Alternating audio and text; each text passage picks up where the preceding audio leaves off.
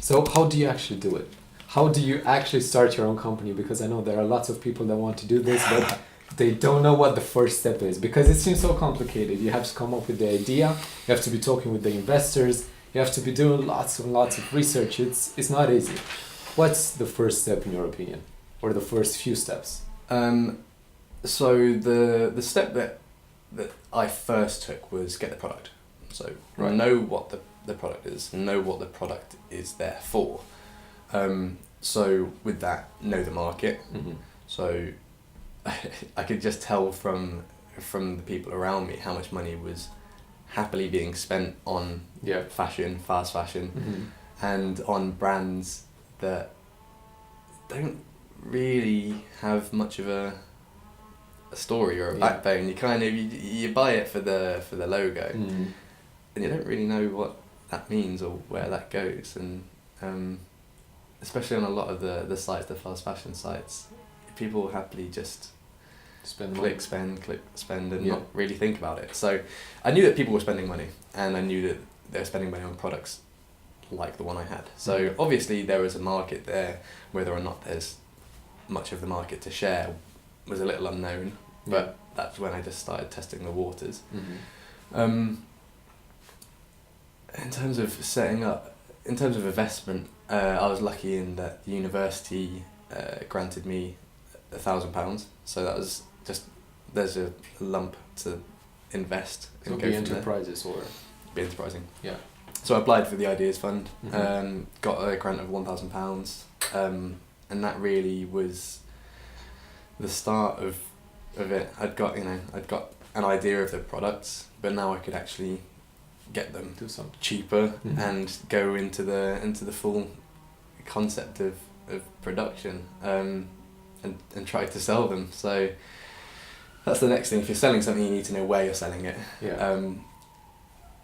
I largely used Depop, still do use Depop, quite a lot, and that was before it was really saturated with a lot of vintage markets and things, but it has meant now that we're one of the larger sellers on Depop, and people can see, there's good reviews, there's a lot of sales gone through, so we're trusted now. It's quite hard to start on Depop now without working 14-hour days on your phone, just trying to get a following and trying to get reviews, and it's a lot of hard work. But knowing where you're selling, it's crucial. It sounds really basic, but actually knowing where you're going to sell, because if you think you've got a product, if it be it tangible or not, if you just think I'm going to set up a website and people are going to come to my website and people are going to buy it, it doesn't work like that. You need to know where you're going, how it's going to sell. So it's not that simple. So well, it does sound really basic, but get your product, know what your product is, know who's going to buy it, and step 2, know how you're going to sell it. You can think about investment, you can think about business plans, you can think about scaling up the first 3 months into the first 6 months, the first year, but you need to walk before you fly. So trying to get those aspirations, it's great, set those targets, but be aware that you're going to have to adapt, because if you think, I'm going to sell 100 things on my website here in the next month, it hits home quite hard that people aren't going to just rock up to your website. So you need to be malleable. You need to try and bend and know where you're going to get the next few sales from, because if you're not just getting it on the website, you need to know where your next step is. Which again, I know it sounds fairly elementary, but it's things that people just don't consider. It's great having this product or vision of how it's going to be in years' time, or this success story, but actually generating those first few steps, trying to build, the plans adapt. So it might take 4 or 5 different places to try and sell, or different markets, or different campaigns to try and generate those sales, and it does take time, and it does take money to be able to to find something that works. Yeah. So don't expect yourself to, step one, get the product, step two, sell it. And you're done. That's it. It's not that simple. Once you've got the product and you think that there is a spot in the market, it's how you get into the market. Yeah. You don't just straight line Mm-hmm. walk on in, say, here's my product, please buy it. Yeah. You're going to have to really wriggle and crawl to try and get a little nibble off the lion's share. Absolutely. And I mean a little nibble. You've got to really, really nibble away to get a tiny little bit.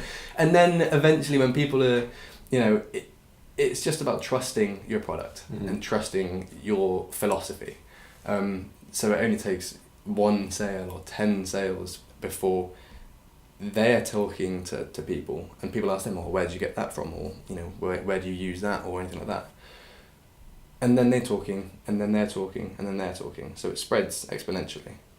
If you've got something that is working, if your product is good and your philosophy is good, people will remember you. Mm-hmm. So you've got to trust that process, which is where I think it lies quite hard with the philosophy that we're sharing. It resonates.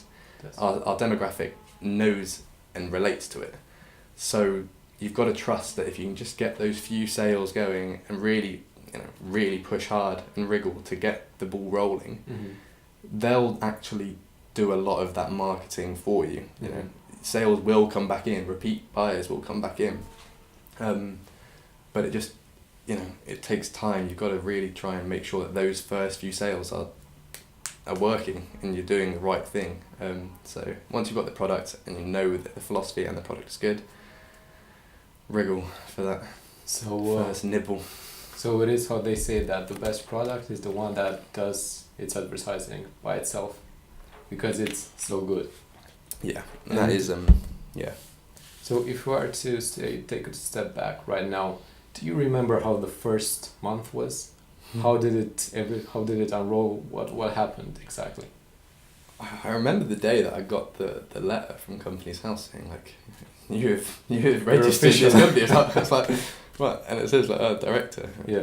It's like, okay, well, damn, I'm that this big is now. This is it. I'm a CEO. It doesn't work like that.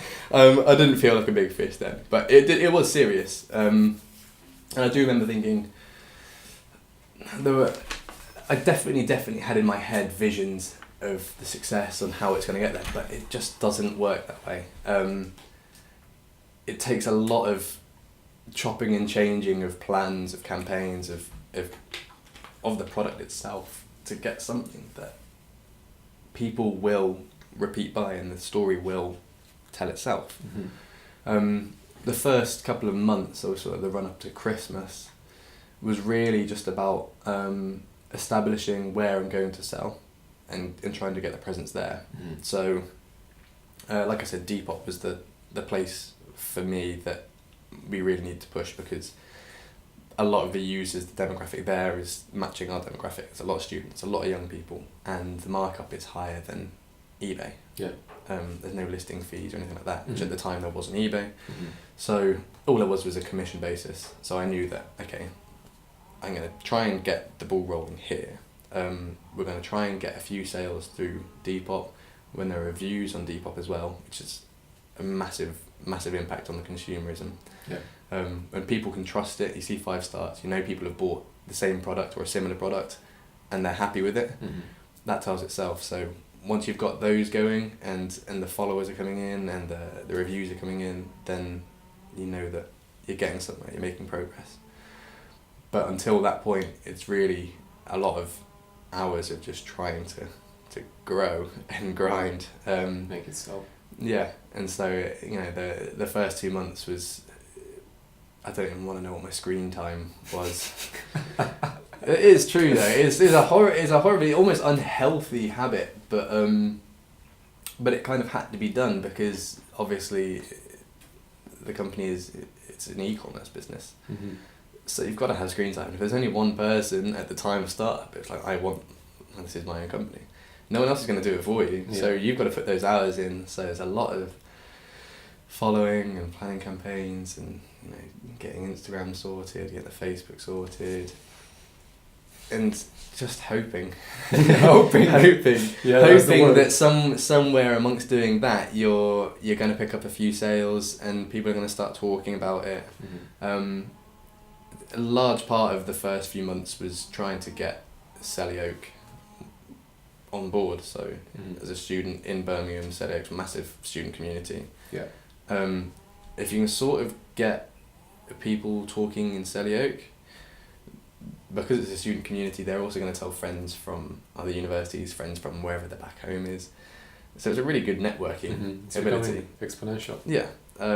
So getting things in front of their eye line really was where I had to go with it. Mhm. And so that's, you know, trusting my friends, my peers, that, like, look what I'm doing, Yeah. please talk about it, and go from there. So that was the first few months, definitely a lot of time on social media, and a lot of time just trying to get people talking about it.